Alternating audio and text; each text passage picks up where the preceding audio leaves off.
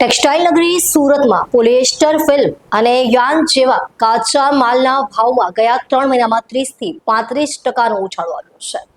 જોકે ભાવ વધારા કરતાં પણ વધુ ચિંતાજનક છે કાચા માલની અછત। સપ્લાય સમયસર મળતો ન હોવાથી ઉદ્યોગકારો બેવડા સંકટમાં મુકાયા છે। તહેવારો અને લગ્નસરાની સિઝન નજીક આવતા ઉત્પાદન વધારવાની તૈયારીમાં હોય તેવા કારખાનેદારોને હવે ભારે આર્થિક નુકસાનનો ડર સતાવી રહ્યો છે। ખરીદીના ઓર્ડર પૂરા કરવા માટે કાચો માલ ન મળતા ઉત્પાદન ખોરવાઈ જવાની સ્થિતિ સર્જાઈ છે। આ પરિસ્થિતિને પગલે Surat education and job training એસોસિએશને આક્રમક હસ્તક્ષેપ કર્યો છે। સંસ્થાએ માંગ કરી છે કે આ વેલ્યુ ચેઇનને બચાવવા કેન્દ્ર અને રાજ્ય સરકારે તાકીદે દરમિયાનગીરી કરી આયાતી કાચા માલ પરની મર્યાદાઓ હળવી કરી અને સપ્લાય ચેઇન સુધારવા કટોકટીના પગલાં લેવા જોઈએ।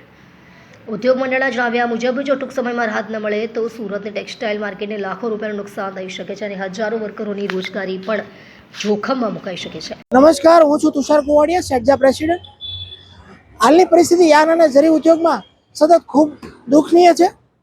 સતત ચિંતાની વાત એ છે કે સતત ભાવ વધારાના કારણે પણ રો મટીરિયલની સપ્લાય પૂરેપૂરી મળી નથી રહી અને સતત યાર્નના ભાવ અને રો મટીરિયલના ભાવ, પોલિસ્ટર ફિલ્મના ભાવ સતત વધી રહ્યા છે। તો આના કારણે એન્ડ યુઝર સુધી, જેમ કે દિવાળીનો મહિનો ચાલી રહ્યો છે, પણ એન્ડ યુઝર સુધી કે એમ્બ્રોઇડરી ધારક છે કે રેપિયર જેકાર્ડ છે અને એરજેટ છે ત્યાં સુધી પહોંચવામાં ખૂબ જ તકલીફ થઈ રહી છે અને સતત ઓર્ડરનો ફ્લો ચાલુ થઈ રહ્યો છે।